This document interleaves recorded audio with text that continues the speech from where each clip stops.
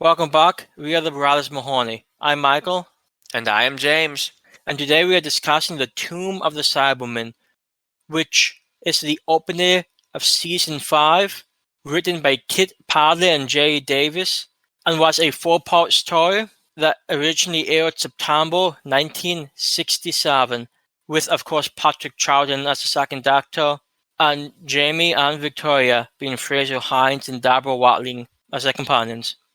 Indeed, the plot of this very classic story is as follows. From the back of the DVD. For centuries, the disappearance of the Cybermen from the universe has been a mystery. The Doctor, Jamie, and Victoria arrive on Talos, once the cyber homeworld, just as an Earth expedition uncovers the entrance to a long-lost control center filled with baffling technology. With the Doctor's help, the archaeological party discovers the last of the Cybermen, frozen and entombed in a vast underground cavern. But by entering the tombs, the humans have sprung a fiendish trap. All around them, the Cybermen begin to rise from the dead. As James said, this is a classic. Not only is it I believe, third appearance of the Cybermen following the 10th planet and the moon base, but it's also the earliest Patrick Troughton story that we have in full. Not naturally, some other ones that came before this have been partially animated, so many of them have been released onto DVD, and if not animated, then reconstructed, like the Underwater Madness. But this is the first one in which we have all episodes in full, so that is nice. And where did they find that? Like Hong Kong or something like that? Yeah, I believe they found it in Hong Kong. The first DVD printing has the information. This one is the special edition. But I believe they found it in Hong Kong, which is just China, for the record. But in 1991, 1992, around there. And then it got a very quick VHS release, which was very highly publicized at the time. Yeah, so it's the earliest existing Patrick Troughton, fully existing Patrick Troughton story. And well, you combine that fact with the fact that it's Cybermen, and you get what is often considered among one of the better Patrick Troughton stories. And we've seen this one, I think, 3 times. It might be 4 times. I'm not quite sure. Yeah, I think it might actually be 4 times. It's certainly one of them. But this is among, I think, the stories that we've seen the most of Patrick Troughton, because we had the original DVD copy pretty early on in our collecting. Yeah, it's one of the ones that our father picked up really early on, probably all the way back in like 2004. Oh, I got gas dates, because I would have thought, maybe I'm wrong, but I would have thought we would have picked up any DVDs until after we had started watching New Who. I mean, maybe, but I know I honestly can't remember, because I would have guessed like Trendy Town or something like that. Oh, it was not as late as Trendy Town. See, I have I have absolutely no idea. So it was sometime, but I just knew we had it for a while. So this takes place on the planet of Talos. Now, the Cybermen have a very confusing history, and that happens when you have 60 years to mess around with an alien species and deal with the origins. I think we've seen the Cybermen origins no less than 4 different times throughout different bits of media. And of course, they are kind of contradicting in a way, as it is with Doctor Who. It's like having 3 Atlantises, which also doesn't help. And I think that's just in the classic series alone. In the 10th planet, we see them on the planet Mandas, which is the fabled 10th planet that is, I don't know, going to crash into Earth or something. I don't remember the specifics. We've only seen that one once. And we were probably about as out of it as the first Doctor was. Yeah, so that was Mandas. This is apparently the Cybermen home planet of Talos. And it actually makes a reference to both of the previous events in this one, because the Doctor theorizes that the Cybermen were looking for power resources during the events of the moon base. Yes, yeah, something along those lines. So actually, not name drops, but mentions the events of both previous Cybermen things. And I know they're doing this even as late as Earthsec makes a lot of references to earlier encounters with the Doctor. I mean, did Attack of the Cybermen also do that? Well, Attack of the Cybermen is also very highly connected to the Tomb of the Cybermen, and in fact, might even have the same cyber controller, cyber leader, or whatever. And this Cell might be one of the first things that kind of retcons and tries to piece things together, which, is always a mess. Which it turns out the Talos, at least in that one, is not a Cyberman homeworld, it's just another planet they took over, which honestly makes more sense to me anyway. I guess that sort of thing does make sense, though, because who's to say what a homeworld is if a bunch of planets have been taken over? I mean, the general people probably wouldn't know. So that type of thing could actually sort of, in a way, almost rewrite history. So I sort of like that. Yeah, and of course there's even what's it called? The Troughton Doctor story, World Enough in Time, where we see another telling of the Cybermen's origins, and that's taking place on a giant ship where they evolve. Which was as a kid say creepy as fuck. Yeah, I think that was really well done. And I know there's a lot of audios. Spare Pouch is rather famous. We haven't listened to it yet. Spare Pouch is a very famous Cyberman story that also has to do with the origins. So a lot of stories try to deal with it. And of particular interest to me is the idea of continuity and chronology, especially when it comes to a universe like Doctor Who, where the Doctor can time travel in and out of things, but do it in completely a different order. He can be in the past, he can be in the present, then he can go back to the past like a year after he was there. I don't know, it's hard to but he's a time traveler. It's all that timey-wimey stuff. Yeah, he experiences events out of order, and that includes huge galactic events. So this story takes place after the Great Cyber War, and I'm going to be referencing the TARDIS Wiki. They have personal timelines, so not just, which we like discussing about Doctor Who. It's not just for the various incarnations of the Doctor, also it's for species. I don't know who puts all the work into this. I'm sure it's a lot of people, but it's just amazing to see the work that's been put into this, trying to continuity-wise place our bits of Doctor Who media into one story. And I imagine a lot of these would also be subject to debate. Oh yeah, and we're not saying, when we consistently reference the TARDIS Wiki, we're not saying it's like the exact quote-unquote right placing, because there's a bunch of different timelines out there. It's one most familiar with. Yeah, it's the one I'm familiar with, and I mean, who's going to do such a task like this? This will just take weeks of work and knowledge about Doctor Who history and whatnot. It'll take a long time.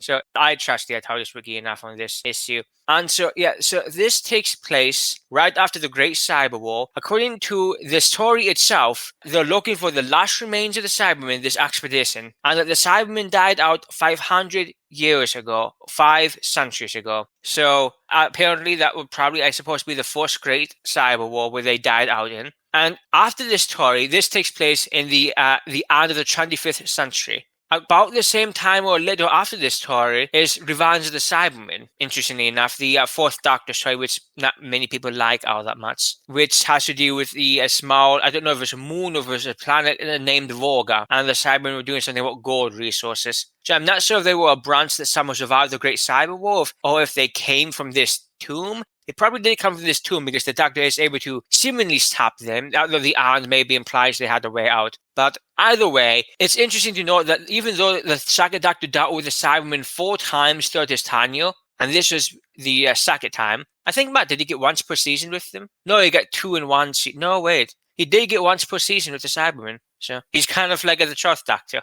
But even though this is just the second story of the second Doctor dealing with the Cybermen, it's actually Cyberman continuity-wise the last Cyberman story in their own chronology that the Doctor has to deal with, because all of the other 3 take place maybe not long before, but before the events of this one in their own history. And luckily, as far as I know, the Cybermen never time traveled. Also, which time travel just completely convolutes the entire process. There is a Dalek personal timeline, but goddamn it, am I not looking at that? But there's also of note. This is, the 25th century. So what that means is our current day Cybermen stories that take place on Earth automatically took place before this event. So Dark Water, Death in Heaven, that took place in the past, even though it's a Troughton Doctor story. The Flux stories, I'm not even going to get into how much I don't understand almost anything. Because Flux after destroyed most of the galaxy. I don't know. I don't think they know. I know the Doctor didn't care about that because it's never brought up afterwards. But there might be one scene that might have explained it. Maybe. I don't know. I don't understand Flux. I frankly don't think anybody, even the fans, understand it. But the part in Flux, the Cybermen, also took place long before the Tomb of the Cybermen. So it's just kind of interesting to put things in perspective like that. It's annoying as hell, but it's interesting to look at a long-term look at an actual timeline of a species. At least for me. And actually, for another piece of maybe a little more palatable continuity, the Doctor gives his age in this story to us around 450 years old. Now, naturally, because of the events of the Timeless Children and the whole Timeless Child BS, we actually know he's I would say debacle, but either way. Yeah, because of the Timeless Child, he's actually much older. But for all intents and purposes, as far as this story goes, he's apparently 450, which still seems to me a bit on the young side. I do wonder how long he existed as his first form, being, of course, William Hartnell, because he got to a sort of an older age, a more advanced age there. So you'd think that would be at least 300 years around there. I'm not sure the exact aging for Time Lords. But even so, he's 450, which really puts into perspective how much is sort of fit in between this age reveal and Christopher Eccleston's age reveal to Rose. And I don't remember which story it was in Classic Who, but I know that at least one Doctor gave an age where they were older than what Christopher Eccleston said in... Well, it wasn't even in Rose, it was in Aliens in London. Well, yeah, but 2 Rose. Ah, yeah, that's true. But I don't remember which Doctor it was. But one Doctor either said outright or implied that they were older than the 900-year mark that Eccleston gives there. Yeah, and that's another one of the things that you can try to keep track of, but yeah, you're going to have some complications, I imagine. But it's just another fun thing this story brings to attention. One thing that I found sort of interesting about this one, now, we said that we've seen this one about 4 times now, but it's been a little while since we've last seen it. And one thing that immediately struck me as I was watching this first episode is that it seemed to me, the music seemed to me to have a classic horror movie vibe. I've mentioned this in previous discussions, but I'm a big horror movie fan. I've watched a lot of horror movies from the 1920s, 30s, 40s, 50s, and I recognized that music style sounded exactly like the type of music you'd hear in horror movies from the 30s and 40s, be it Universal classics or maybe some lower budget stuff. And as we were reading about this episode after we finished the story, I think James is the one who ran across it, but apparently the music is stock music. It wasn't made for this story, it's just stock music that they had available to use, which makes so much sense given, well, one, given the music that they used, and given that I recognize some of this music too. I just found that sort of amusing. Yeah, and Margot did recognize it. I mean, I thought it sounded, maybe even I mentioned it to him too while we were watching, but it was pretty obvious while watching the story that the music, it sounded so familiar to me. So it being stock music is just kind of exactly what you'd expect from it if you hear the music. I think that if you know that stock music going in, you'll hear it like as soon as you hear the first chord of, like, I don't know, it's kerosene or something. Yeah, and we did also in our childhood watch I forget the dates these air, but I know it's either early 30s or mid 30s, but the Flash Gordon serials, I think they were the original Flash Gordon serials. And that used a lot of the same music that you'd also hear in Universal horror movies, which is always sort of funny. And it's that same exact type of music that they used in this one. Which, I mean, at least to me, it did a few other plays, but it's certainly noticeable if you've watched a lot of that media from the 30s and 40s. Now that makes me want to watch Flash Gordon again, because those were fun. Yeah, we actually used to have them. Hey, there you go. There's an early science fiction stuff for us that we actually used to have this on DVD. I don't know if we do anymore. I don't think we do. And even if we did, we'd probably have to rebuy them. Oh, yeah. Those DVDs are ancient at this point. But yeah, hey, those were fun.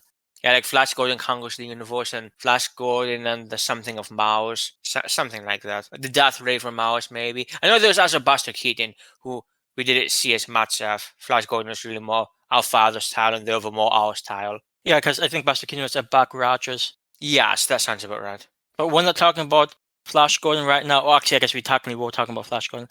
But moving on, it's here that I wanted to mention the cast of the story because, as James said, the Doctor, Jamie, and Victoria ran into an expedition who are looking for the remains of the Cybermen, which is, on a side note, not a good idea. Well, apparently not a good idea since it's all part of the plot in the first place. Yeah. Not every member of the expedition's worth noting, but plenty of them are, including the leader of the expedition being a Professor Perry, who's played by Aubrey Richards, who's sort of the calm hand in a way. I like him. He didn't let himself get bossed around by the people who funded the expedition. He wasn't, somebody who was scared of everything around each corner. But he also, when realizing, okay, things are really dangerous, decided, no, we're just leaving. Which is also a very reasonable thing to do. So, props to him. He's like a reasonable authority figure type guy. The individuals finding him, there was a woman named Troughton, played by Shirley Coughlin, And she, along with the other guy, there's an Eric Klieg, who was played by George Pastel. We don't really know much background as far as Kaftan's character goes. We know a little bit about Eric Klieg's character. I do sort of wonder how the two met up, because I'm going to imagine Kaftan wasn't a member of the Brotherhood of Logicians. Well, I mean, maybe she was, though. Like, I don't know. It's kind of confusing, because why else would she have been there? Because Maybe she's... I can't even tell. Were they married, or like were they like just partners, like in a business sense? Maybe she comes from the Mahoney, and Eric Klieg comes from the Logicians. So she's the Mahoney person. He's just the logic guy. I'm not sure, but they don't go into much detail. I do like the vaguely European accents. It's classy. Well, I think it's actually like more concerning. I don't know if they were trying to. There's a lot of ethnic stuff in this story that's not great on a rewatch. Just because there's the vague European accents that these two have. Like, I don't know if they're trying to emulate something or just making it off the top of their head. But I could almost see it maybe as anti-Semitic. I don't know if they're going for like a stereotypical Jewish type of. To be fair, I don't think they were necessarily going for. I mean, I don't think any of it's intentional. No, but the problem is that during this era, it didn't need to be intentional. It was just, a natural thing to be racist in some form or another. That's the problem with. Not the problem, but it's something to also be aware of in watching old media. The biggest case in point for this toy is the character of Cybermen, who is played by Roy Stewart. He's a servant of Kaftan. They use the term servant. I sort of get the idea he's more of a slave, but hey, maybe he did get paid, but I don't know. Again, the relationship between them, between Kaftan and Cybermen, is it really delved much into. Kaftan did seem generally concerned at times in regards to Cybermen's health. See, I didn't see that at all. I just saw her use him as muscle, honestly. I didn't see her being concerned with him. Maybe she was. Maybe you saw what I didn't. Maybe I'm just more compassionate. Perhaps. Cybermen, as a character, doesn't really have much in the way of character, which is part of the problems. He had an okay ending, but besides that... Yeah, he was able to sort of make a stand toward the end, but he's pretty much... I forget, he does speak, but he doesn't speak much. Yeah, the novelization says that he's deaf, which would have been nice to have in the story, the story proper that we got in the actual episodes. That would easily explain why he doesn't speak all that much. Yeah, when you have 4 episodes to cover a whole story, you easily could have thrown in a piece of dialogue like that. And it's funny because that whole famous conversation between the Doctor and Victoria in, I believe, episode 3, where Victoria is reminiscing about her father. And by the way, we've actually never seen the Evil of the Daleks. This takes place right after the Evil of the Daleks. And we've actually never seen that one. We have the animated release that they did a couple of years back, but we have not seen it yet. So we look forward to getting there. So this takes place after the Evil of the Daleks, and her father dies in the Evil of the Daleks, and she's reminiscing about him. And then the Doctor, just consoles her, talks about his family, that he doesn't always remember them. He can when he wants to, but other times he just lets them slip back into his mind because there's so much in the universe. And it's a really nice, quiet, humanizing moment that was only added in to pad out time. So Doctor Who is a really fun series, but it's interesting that a lot of the humanizing stuff, it was really at first just a fun sci-fi historical romp. It wasn't meant to have human feelings, apparently. And it's perfect for a Cyberman story. James also alluded to the fact that Professor Perry, well, I technically alluded to the fact he has a calm hand, but he alluded to the fact that he didn't get overly frightened by the ongoings of the tombs and the building and the scary Cyberman face on the wall. And I imagine... They really did like that Cyberman face motif. They had it literally on everything. There's no reason for it either.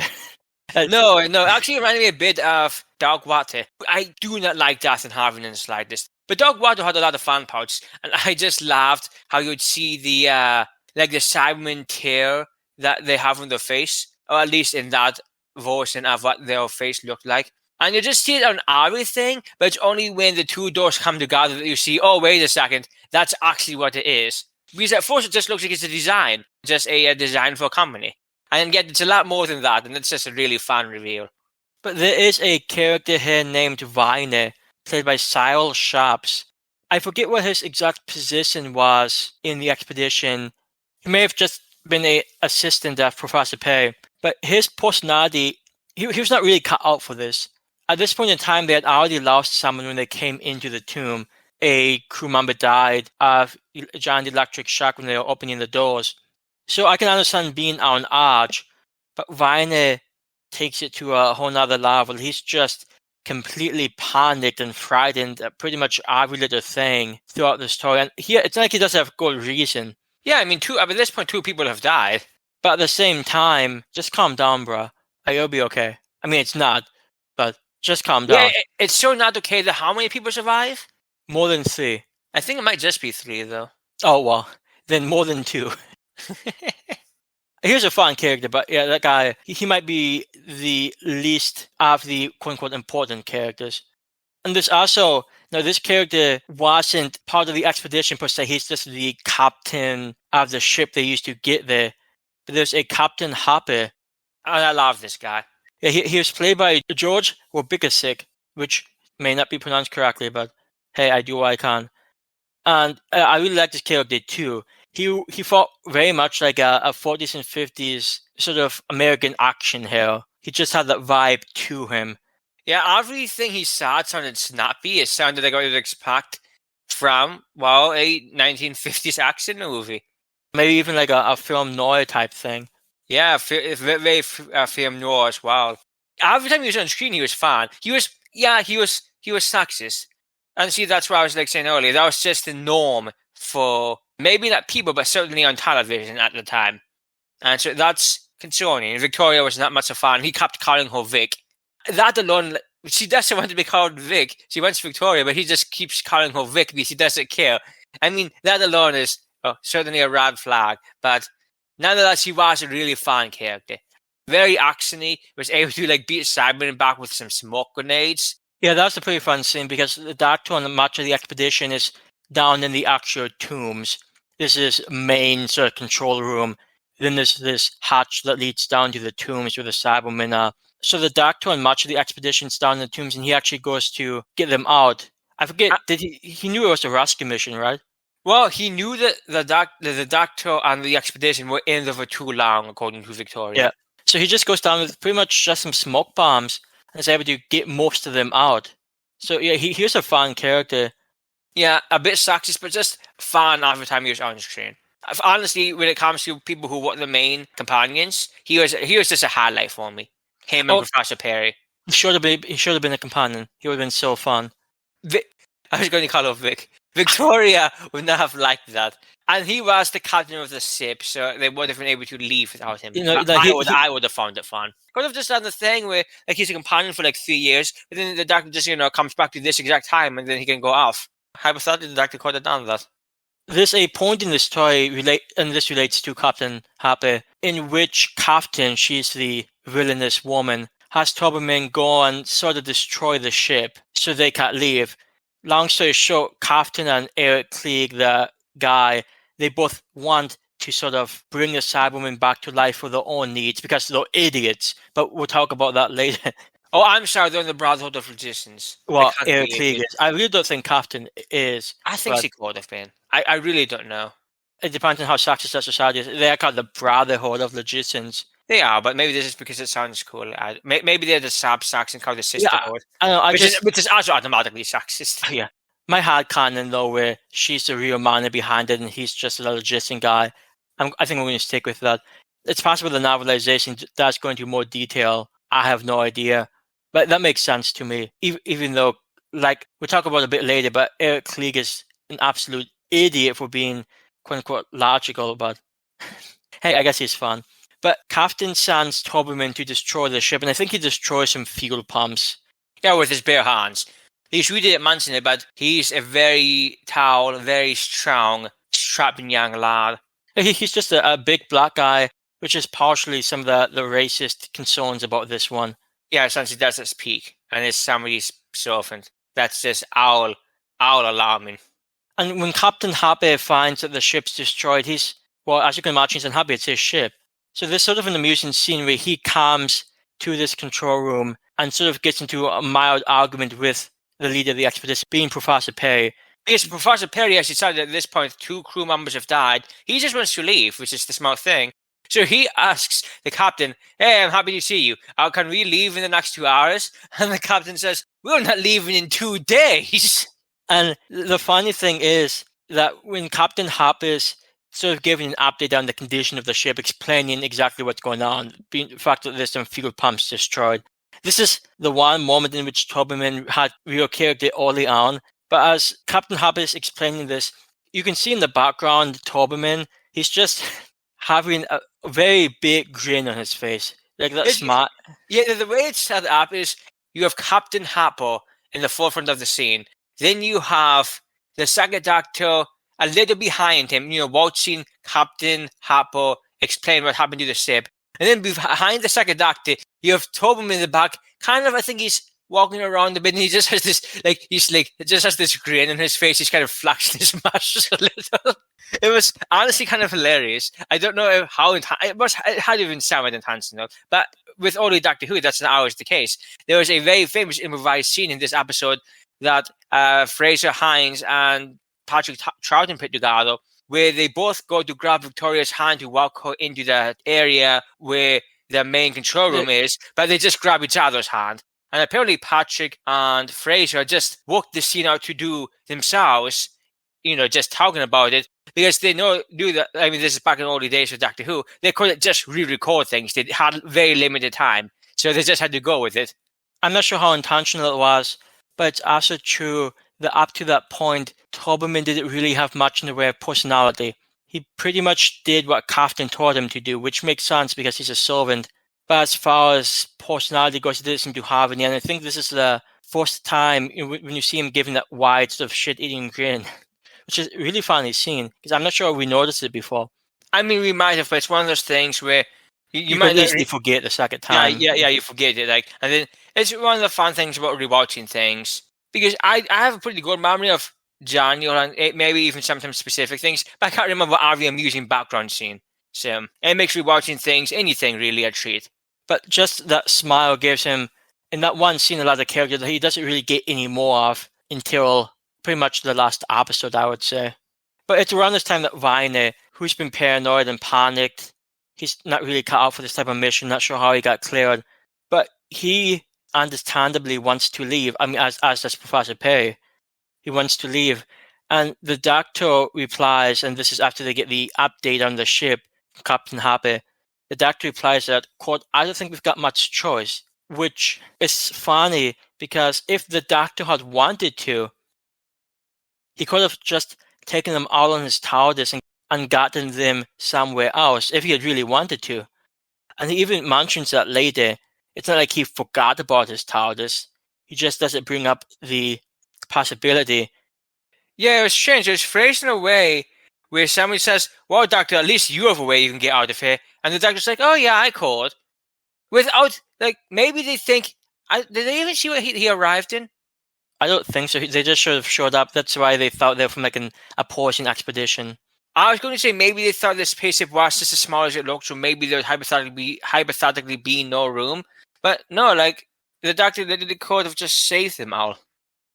It's maybe part of it was, one, the Doctor, he doesn't seem to do much, but he knows basically everything that's going on, because he very quickly suspects Captain. He asks Victoria to keep an eye on her when they go down into the tomb itself, because Victoria and Captain are women, so they have to stay up there. It's, again, that's 60s values. But, so the Doctor, doesn't trust Captain and Eric Klieg in the slightest. So maybe they want them near the TARDIS, but that's not really much of an excuse to let other people die. Yeah, it's just one of the things where the Doctor's curiosity is more important to him than other people's potential well-being. We saw that same personality trait much more obvious in the first Doctor. Just look at Daleks. The Doctor's also what we call a clever egg, because once they get into the control room, it seems like the controls for the hatch that leads to the tomb are controlled by symbolic logic. Now, I should be upfront, and this may not be a surprise. I never was much of the computer science type guy, and I know that Logic is deep into computer science, and the only reason I know that is because I have some friends from college who were in computer science. So I saw some of that type of stuff. So I'm not quite sure what symbolic logic is, but one of the reasons that Eric Klieg came along, aside from being one of the founders of the expedition, he's also a member of the Brotherhood of Logicians. And one of the reasons he came along is to help with some of this symbolic logic stuff going on. And he did a decent job, but if the Doctor had been there, there would have been, well, he probably would have been there a lot longer. And it's actually funny. This is a sort of funny scene in which Klieg is attempting to open the tombs, and he's flipping switches the right way, and he thinks he has it, and he's turning around to watch the door open. Then the Doctor quickly switches another switch. He flips another switch quickly. Then Klieg turns around and makes one more adjustment, and then the door opens. At first, I thought the Doctor was trying to make sure the tomb didn't open, but no, he's just trying to hop out. Yeah, which is strange, because that's because when Eric Klieg found out that it worked on symbolic logic, mostly because the Doctor suggested it, the Doctor says, "Oh, but I wouldn't. I really wouldn't." As though that was going to stop him. Because I don't know if I read on TV tropes. I usually read the TV tropes of these toys after we watch them. But, like, some have theorized that the Doctor knew all along basically what was going to happen from the beginning, and that this was a ploy worthy of the 7th Doctor. You know, it just hit me. The 2nd Doctor, and the Doctor sometimes can be just like Willy Wonka. No, don't. Stop. He has the ability to potentially save so many lives, and he's like, let's just see what they're going to do this time. Yeah, that is true. I'd like to see him as the Doctor now, but alas. Gene Wilder would have made a fun Doctor. I don't even know if he's British, but he was fun. But I'm impressed, though. Naturally, the Doctor's been around at least for 150 years, as it says in this very story. But I am impressed how quickly he catches on to what he needs to know. I mean, it's no surprise that the Doctor understands symbolic logic, but just the fact that he sees this control panel and it immediately clicks like, hey, this is what's going on. Especially from a Doctor like the 2nd Doctor, who a lot of people think is a bit more clownish. He's not always serious, he doesn't always necessarily have his heart in the game. But when he wants to show off his intellect, which the 3rd Doctor liked to do, and speaking of sexist, boy, we'll talk about the 3rd Doctor then. But it's always interesting to see the 2nd Doctor sort of show this more intellectual side. And he doesn't even necessarily show it to other people, he just knows himself what to do. And it's just sort of one of the more interesting aspects of him. Yeah, that he doesn't need to show off, unlike some other Doctors do. Or at least like to do. Generally speaking. Sometimes he does, but when he does, it's more in a playful manner. Yeah, and it's just times when he gets serious, like his conversation with Victoria, for instance. Or his speech about evil. I can't remember where the speech was. No can I, but it is one of the more important speeches by Troughton. Yeah, but it's a pretty well-known speech about the evils of the universe. And those are always some striking moments, particularly striking because the Doctor's not usually like this. He's not like a modern-day Doctor where he gives a speech every other episode, which, I mean, some of the speeches are nice, but it can get sort of old, too. But one thing that never gets old, this episode also introduces one of the most cuddly-looking creations, being the Cybermen. They're sort of these small, I don't know, maybe mouse-sized mechanical things. And they do look quite cute. I mean, what's supposed to be their teeth is literally made out of felt? So they don't even look like teeth in the slightest, but that's what they're supposed to be. They look, if you've seen the Cybermen of this classic time, they look quite iffy. They're not the most impressive piece of effects and technology they had back then. Apparently, they were controlled in multiple different ways, but one of the ways that they were controlled, some of them were controlled in, was with radio control. So whenever they weren't filming, this was a behind-the-scenes fun thing. They would chase around Deborah Watling with, the remote-controlled Cybermen, which is kind of a hilarious image. And speaking of Deborah Watling, Victoria, in my opinion, doesn't have a great amount to do in this toy. She does have some pieces here and there that she stands out on. But one of the more action-packed moments that stands out to me is that she is sort of being attacked by a Cybermen, and this is when she is up in the control room with Troughton. I think at this point Troughton was already briefly attacked, and Victoria is about to be attacked. but Victoria happens to have a pistol with her. She's actually able to take out a Cybermat with just a single shot, which was actually quite impressive to me.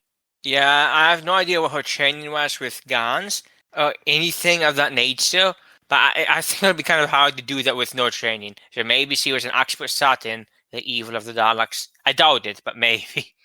I guess when we get there, we can see. Yeah, it must make up for how often she screamed throughout the story. Oh, I don't think it makes up. She screamed way too often in this. Yeah, story. like I said, I'm a guy who watch a lot of horror movies, and just the sexist portrayal of women back in those days. I remember once I watched a movie in which a window sort of slammed shut. Just this window outside, and the window slammed shut, and a woman let out this blood-curdling scream just because a window shut. To be fair, though, Doctor Who kind of captured that trait, because even Mal would let out the most ear-shattering screams, like that. Like I think like broke octaves because of the vocal range he had. At least Victoria had more character than Mal did, though. Well, Mal was interesting. I remember specifically the end of episode 1 of Terror of the Railroads, that she screams so shrilly that actually leads into the ending credits sound. That is fun. And it does it almost perfectly. But I think now we can talk about exactly why Troughton and Klieg think it's a good idea to come resurrect these long-thought-dead Cybermen. They lost a bat. That is a pretty bad reason, but that's all there was to it. Yeah, I mean, God, they got screwed there. So the thing is, Klieg is a member of the Brotherhood of Logicians, and apparently the Brotherhood of Logicians hatched a plan where they want to control the warlord. Now, I have not internalized all of Doctor Who continuity. It might be before all the Earth spread out into empires.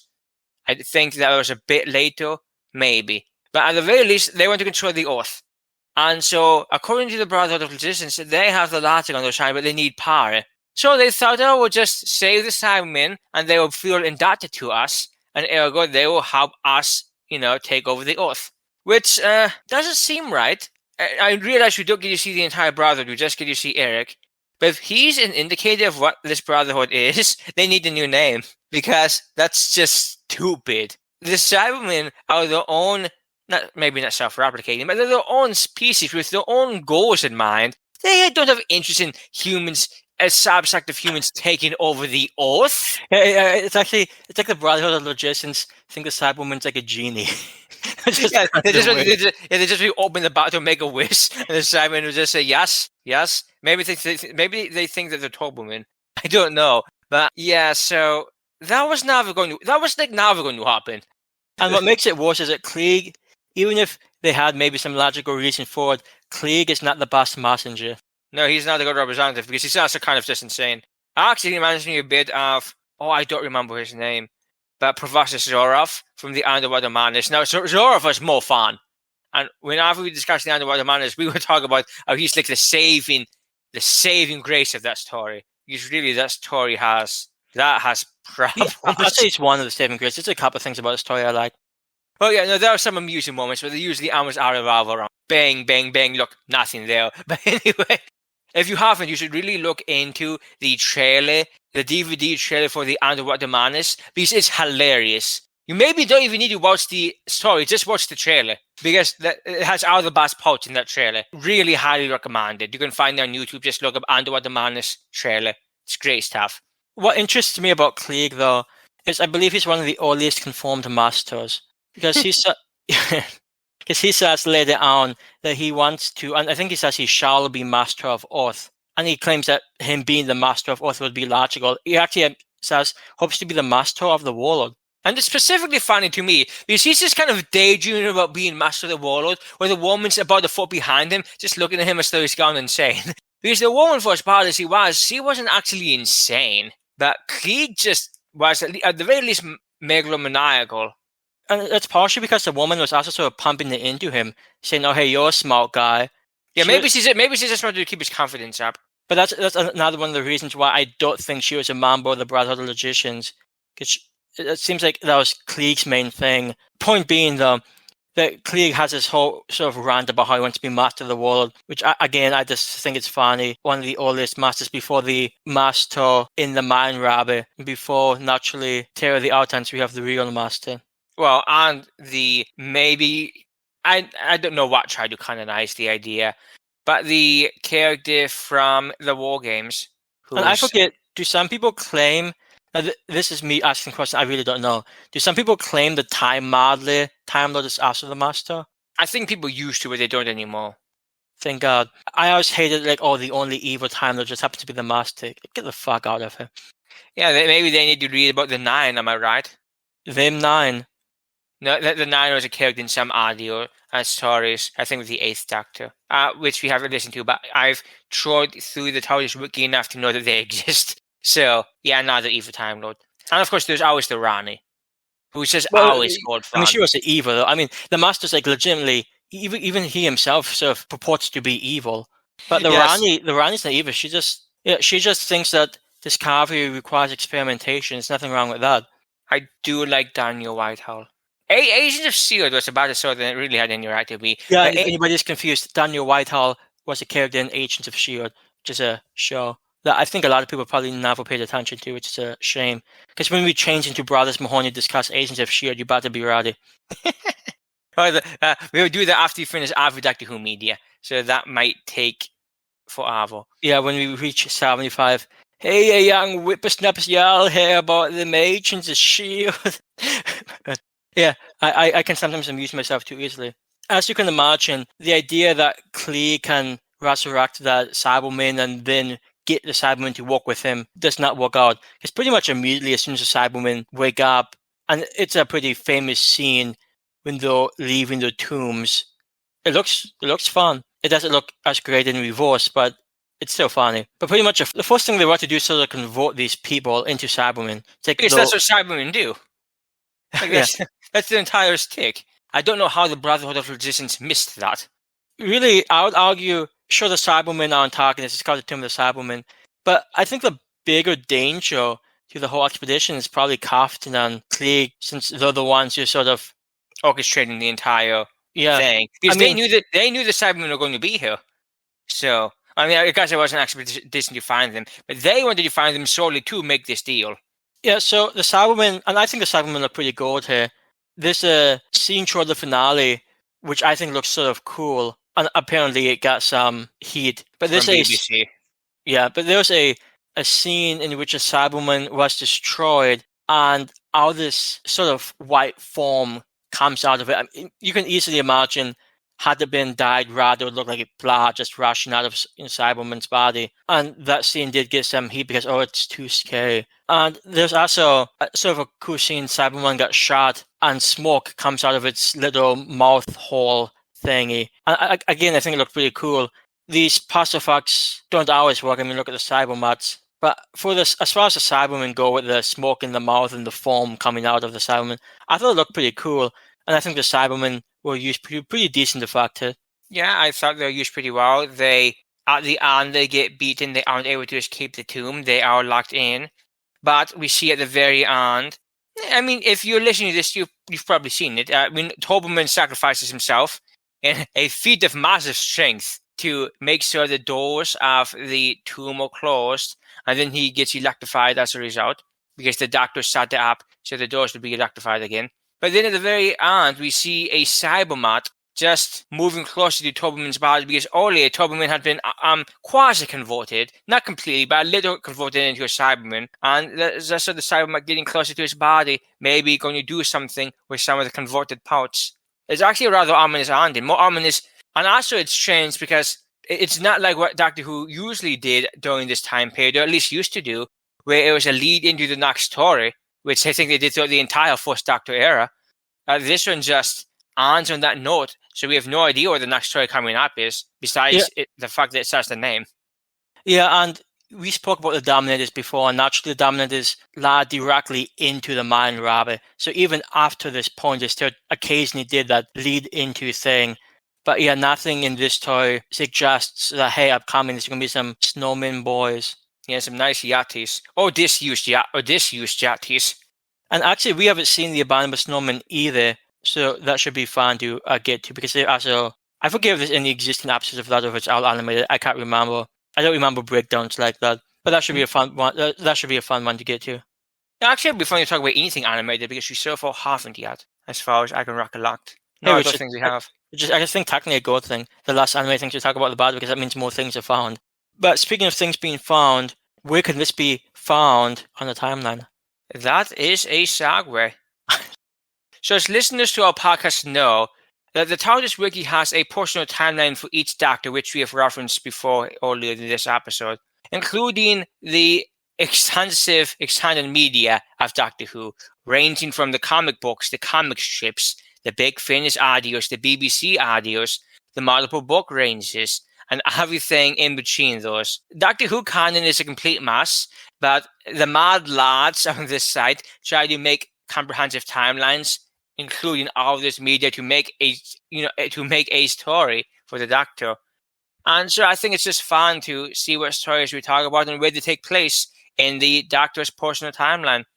And so this, of course, takes place in between the evil of the Daleks and the Abominable Snowmen, which it came out in between. And more specifically, right after the evil of the Daleks, there was an audio story called The Death of the Daleks, which apparently Victoria is sleeping, she's been knocked out or something.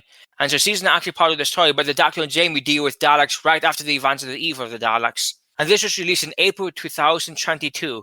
It was part of the Big Finish Companion Chronicles, the, in fact, 14th series, which was subtitled The Second Doctor Volume 3. And of course, the Companion Chronicles was a range of stories told through a point of view, narrated by the point of view of a companion, in this case being Frazer Hines, which I think is really fascinating. And it works out because right after the events of the Tomb of the Cybermen comes the Great Space Elevator, which is a companion chronicles from the third series of that range that came out in August 2008. And this one was actually told through a point of view of Deborah Watling of Victoria Waterfield. So it's kind of sandwiched in between two companion chronicles, which makes sense because before they started having an impersonator do the second Doctor, Companion Chronicles was the only way that they gave us a second and first Doctor or third Doctor, I believe, audio stories. But then they, of course, started getting impersonators, and so they've moved on to a higher grounds now. But back in the day, that was the main way we had audio stories featuring these Doctors.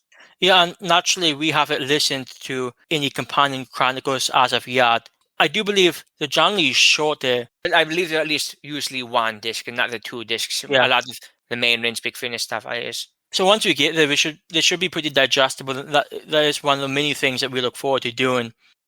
You're saying you don't look forward to Zagreus? Well, actually, I do, and that is a massive 3 hour and 45 minutes tour. Yes. So that should be fun. I hope it's fun. I mean, God, imagine if it's not gold. That would not be a fun time. God. But hopefully it should be fun. I mean, we haven't listened to any Big Finish stories so far that we've hated. So, hey, fingers crossed it stays that way. I mean, we've only listened to 8 so far. Well, so. Yeah, there's not much to actually draw from.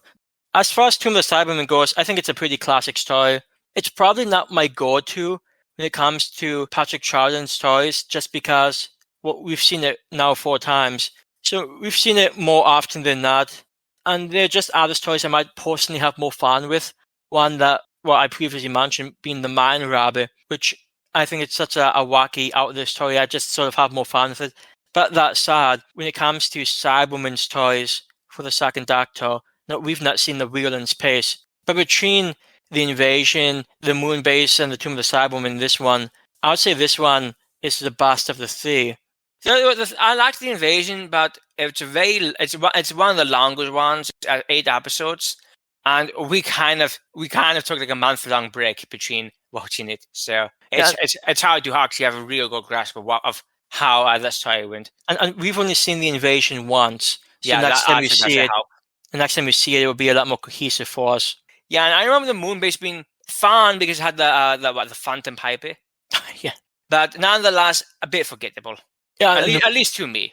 And the moon base is another one we've only seen once. So to be fair, a lot of these we've only seen once, so we don't have necessarily a great hang on some of them. But yeah, a lot of the ones we've actually talked about so far, the 3 Doctors, Pedler and Space, the Tomb of the Cybermen, these are ones that we were just generally more familiar with. So it's kind of nice to get them out of the way in a nice way. We've seen them a lot of times. We discuss how we feel about them. And then we move on to the things that we have only seen once, like the Magic Mandragora, which we talked about, and which we find this actually not that great of a story. It wasn't horrible, but for the Fourth Doctor, it was more forgettable for us. But yeah, the Tomb of the Cybermen is still a pretty good story. You can definitely see why it's a classic. It's not my favorite Second Doctor story, but the Second Doctor is also one of my favorite Doctors. So there's sort of a lot of competition. I always do like seeing some Jamie Doctor action going on. And Jamie's pretty fun. So he doesn't really add quite as much to this story as he does in The Dominators. No, he doesn't, but he does get the great line where he ties a Cyberman into this small chamber. And he says something like, "Oh, I'm not going to do a Scottish accent. It's going to sound horrible. But I tied the ropes so much that the king of the beasties couldn't get out." I have no idea what he's talking about. But then, of course, the Cyberman just breaks out in like 1 second after Jamie finishes it. And the Second Doctor's like, "I think I need to teach you how to tie ropes later on, Jamie." Yeah, the relationship between the Second Doctor and Jamie, I mean, there's a reason that Jamie's one of my favorite companions. It's just so fun. And this story doesn't have quite as much to do. But he's still just fun to have around. Yeah, but I mean, we referenced the cast. There's a decent amount of characters here. So in a 4-episode story, there's a lot of moving parts. So it makes sense that there might not be quite as much focus on Jamie when you have Captain Happy coming with some action sequences, for instance, and you have the Cybermen plus 2 other antagonists going down. So it makes sense it might not be as much focus on him. Just a little bit of a shame. That's true, but I think it is nice to give Victoria some stuff to do, which she does in this story, just because she is the new companion. So give her a bit of an outing, and I think they did fairly well with that. Where she actually was able to take a large role in getting Troughton beaten down. And again, had a great conversation with the Second Doctor. And honestly, just had a lot of characterization as somebody not out of her depth, but completely new to the experiences she was having. Overall, as Michael said, we've seen this one a lot of times, so I was as interested in rewatching it. I think it was a lot more well-liked by the fandom in the early days than it is now because of the whole racer stuff with Cybermen and the quasi-Europeanness we get with the villains. I think the first episode's a bit slow, but overall, I think it's a really fun story to watch. Much like Michael, it's not my favorite Second Doctor story. If you want to watch a Second Doctor story, you could do a lot worse. Probably. I think it's just a fun story to watch. It's a good Cyberman outing, probably among the best of the Second Doctor's era. And in fact, only the third Cyberman outing that we had in the entire series. So I'm happy that they were able to find this one. And the scene where the famous scene where the Cybermen come out of the plastic has been reused in so many Cyberman appearances later, because they love emulating that scene of just the Cybermen in their small little cells coming out. They did it, I believe, in Earthsack. They've done it. And I think they kind of did it in Dark Water. They just love doing that. And I think it's just a lot of fun. So the story overall is a very memorable Patrick Troughton story. But naturally, if you disagree with us, we are always welcome to discussions. So if you so wish, you can leave a comment on Twitter, YouTube video, whatever floats your board. I mean, I haven't heard much in the way of, hey, this story isn't good. It's just varying degrees of how good is it. Or if it's overrated. Yeah, but even if you think it's overrated, you still might think it's a decent story. It just might not be a personal favorite of yours. But if you are one of the people who finds this an abysmal story and an affront to our things Doctor Who, just let us know. And on that note, it should also be mentioned that you can follow us if you so wish at Brothers Mahoney on Twitter. Even if Elon Musk is trying to destroy the site. Yeah, we should have a video on just that Twitter updates. Boy, I made a comment on Twitter a couple of days ago. It's in one of my more morose moments. But I'm like, I sometimes wonder if I did start this channel just too late. Because one of the main primary things you use is Twitter. And because of the changes going on Twitter, it seems to me more difficult. It seems like a sinking ship. Yeah. And more difficult too. Because I have some other Twitter profiles. And I feel like I had a much easier time with those profiles reaching out to people than I do with this one. So I sometimes wonder if my timing was maybe a bit off, but hey, if you want to join the sinking ship, by all means, follow us on Twitter. We can keep it afloat with our Doctor Who whimsy. Yes, we can. But actually, one thing I would now describe us as is whimsical. It's just not who we are. But no, not really, alas. But next up, we have the 9th main range Big Finish Doctor Who audio, The Pact of Lanyon Moor, which is a 6th Doctor story with Dr. Eveline Smythe again, who we got to enjoy in the Mirroring Conspiracy, and apparently the 6th Doctor, the first, not on screen, but I'm sure maybe it happened in one of the books. It probably did. But it's going to be our first experience of the 6th Doctor with the Brigadier. So that's going to be fascinating. Yeah, which if you're wondering, we don't have mind reading abilities. It's just that he's also on the cover of the disc, the Brigadier, so we know that he's involved. It's like the whole Ice Warrior being on Rod Down. It's not particularly hidden. No, it's not. But the fact of Leon Moore sounds fun. Just with the Brigadier alone, it sounds fun. Because I have no idea how the Brigadier is going to play off the Sixth Doctor. Yeah, and I mean, the Sixth Doctor impressed us quite a bit in the last one we covered, with the Sixth Doctor being the Marion conspiracy. He got some good characterization in there. So it should be fun to see how he plays off the Brigadier and just in general to see him in the Moors. Yeah, I know that Sixth Doctor has a lot of upcoming stories with Dr. Evelyn Smythe, and it's nice that they have their own idea companion that they get to riff with. I just hope that we get some more Sixth Doctor with Perry, because that was a fan blast. But I have a feeling they're going to focus Perry a lot with the Fifth Doctor somehow, fitting like a multitude of stories in between Planet of Fire and the Case of Androzani, like Radon was. But yeah, naturally, this Factor of Lion more should be fun. As always, I look forward to it. And naturally, we have been Brothers Mahoney. I'm Michael. And I'm James. And we thank you for listening. Have yourself a pleasant day.